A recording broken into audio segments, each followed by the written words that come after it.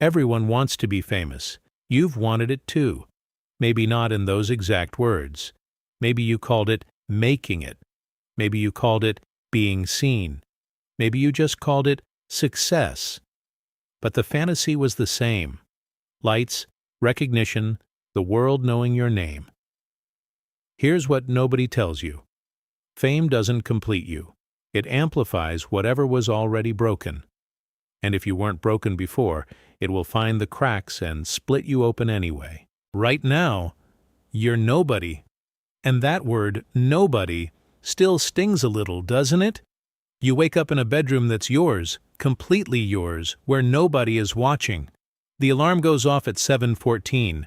Not 7, I sees, because you always hit snooze twice and you've done the math. The coffee maker starts before you get to the kitchen because you set it the night before. That small, invisible kindness you give yourself every single day. Nobody knows about that ritual. Nobody needs to. You have 3 close friends. Maybe 4. People who knew you before you knew yourself, who've seen you cry over things that would embarrass you now, who have a specific nickname for you that would make 0 sense to anyone else, and that's the point. You argue about where to eat dinner. You share playlists. You sit in comfortable silence. You have a life that is entirely, unremarkably yours. That coffee, those friends, that silence, remember them, because what you're about to ask the world for, recognition, adoration, fame, will cost you every single one. It happens on a Tuesday or a Friday. The day itself doesn't matter because you won't remember it clearly anyway. Your brain will blur the timeline later, the way it does with all things that split your life in half. Maybe it's a video that catches. Maybe it's a moment on stage. Maybe it's a headline, a tweet, a scene in a film where you were just doing your job and suddenly the internet decided you were a person worth watching. The notification sound on your phone has always been that soft chime. You never changed it, never had a reason to. But now the chimes don't stop. They blur into a single continuous tone. Your screen lights up and stays lit. Your heart does something it has never done before. It is the greatest feeling of your life. Warm, electric, like oxygen finally reaching a part of your lungs that had never expanded before. You screenshot the numbers. You call one of those 3 or 4 friends, the one who picks up at any hour. You can hear them smiling through the phone. This is it, you say. And you're right. It is. It's just not what you thought it meant. The first thing that goes is your phone number. You don't give it out. It leaks. Someone from an old job still has it, or a distant cousin, or an ex who sat with it in their contacts for 2 years and then one afternoon decided that you knowing each other casually was suddenly worth something to someone. Your inbox fills with names you half recognize. Hey, I don't know if you remember me, but you do remember them. That's the problem. You remember them from when you were nobody, and now you can't tell if they're reaching out because they missed you or because you're now a door they want opened. You change your number. You change it twice. Your 3 friends get the new one. But one of them, the one you've known since you were 19, takes 3 days to ask for it. Not because they don't want it, because they don't want to be the kind of person who has to ask. Something shifts between you, almost imperceptibly. The first hairline fracture in something you thought was permanent. The interviews start. A journalist sits across from you and asks about your childhood and your influences and your process. And you answer honestly because you don't know yet that honesty is a currency that gets spent without your permission. 6 weeks later, your childhood, the specific, painful, private geography of it, is a listicle. 10 things we learned about your name. Your mother reads it at the kitchen table where you grew up and calls you, not to congratulate you, but to ask if you really said those things. You did, but it sounds different in a headline. Everything sounds different in a headline. You post a photo. It gets 400,000 likes. You look at it for a long time. The photo of yourself that 400,000 people have now made a gesture toward, and you notice that it doesn't feel like being known. It feels like being cataloged. 3 months in, you stop sleeping through the night. Not dramatically, Not in a way that makes a good story. You just find yourself at 2 a.m., 3 a.m., lying in the dark in a hotel room or your own bed. Increasingly, you can't always tell the difference. Scrolling. Reading things people say about you, and not the bad things. That's the part nobody warns you about. You can train yourself to ignore the insults eventually. What you cannot train yourself to ignore is the commentary about who you are from people who have watched 6 minutes of your existence. They talk about you with such certainty. They have opinions about your personality, your intentions, your relationships, your trajectory. They argue with each other about you, sometimes passionately, like you are a text they are studying, and not a person lying in a hotel room reading their annotations. You start to feel like a theory. You walk into a restaurant with a friend, one of the original three, the one who still calls you by the embarrassing nickname, and a table of people recognize you. They don't come over. They just watch. Their heads turn slightly and stay turned. Your friend notices and says nothing because what is there to say? The dinner continues. You laugh. You order dessert you don't finish. But something has changed in the room's temperature. You are no longer just two people eating. You are a sighting. Your friend drives you home afterward, and at the curb you hug goodbye the way you always have, but there's a fraction of a second, barely a breath, where they pull back first. You don't say anything. You go inside. You don't say anything because you already know what it means. It means you have become someone slightly outside the perimeter of ordinary life, and ordinary life is where they live. Where everyone you've ever loved still lives. And the distance isn't hostility. It's not resentment. It's something worse. It's gravity.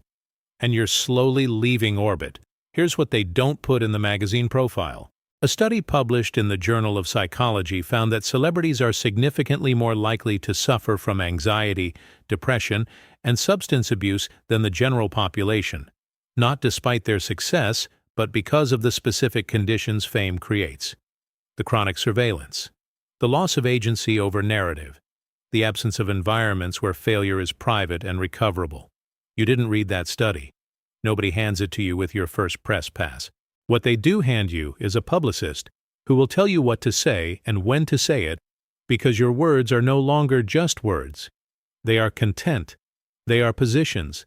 They are statements that can be screenshotted out of context and distributed in seconds to people who have already decided how to feel about them before they finish reading.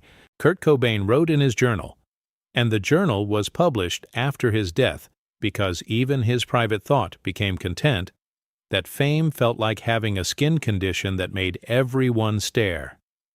He had achieved exactly what millions of people were told to want. He was 27 years old when the weight of it became unbearable. You think about that number, 27. Marilyn Monroe told her psychiatrist, in sessions that were later documented, that she could feel herself disappearing behind the image, that the person the world loved was not her, but a performance of her, and the performance had gotten so successful that she could no longer find where it ended, and she began. She was not a weak person. She was not unprepared.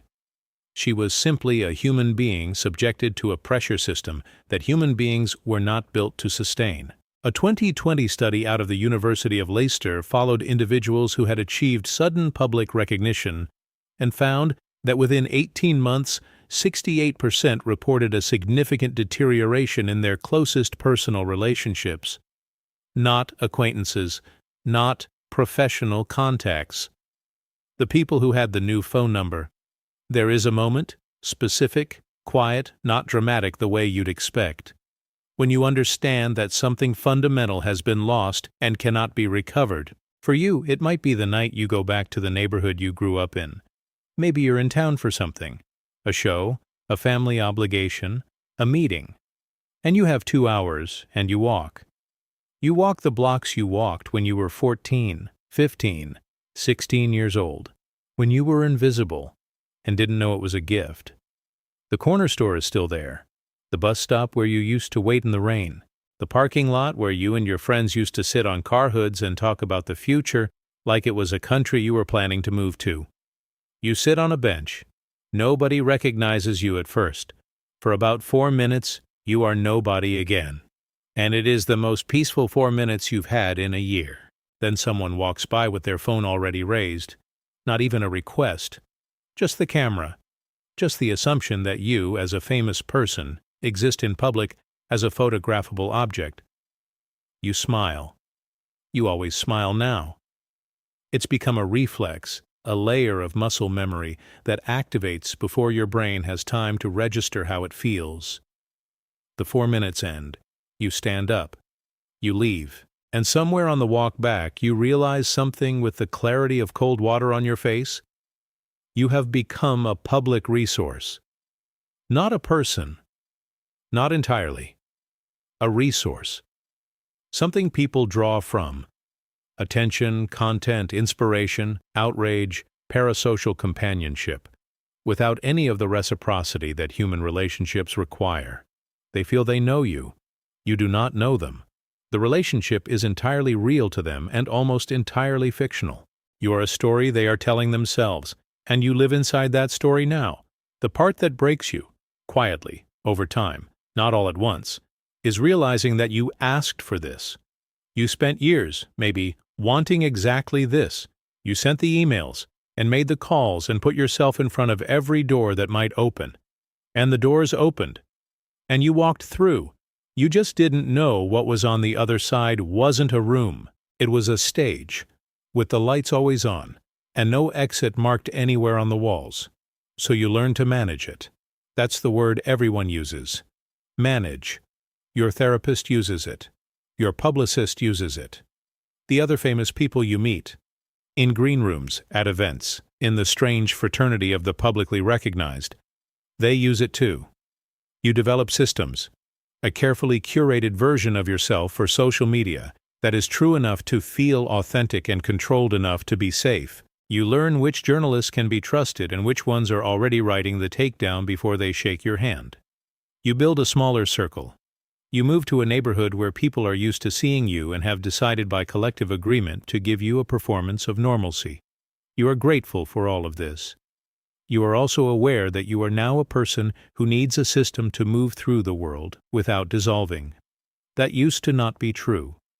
That used to not be necessary. And you wonder sometimes, in the space between the managed moments, in the 3 a.m. hotel room dark, in the 4 minutes on the bench that are already over, what would have happened if you hadn't wanted it?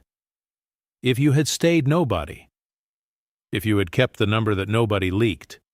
If those 3 friends still called you by the embarrassing nickname without a fraction of a second's hesitation before pulling away? You don't regret it. That's the complicated part.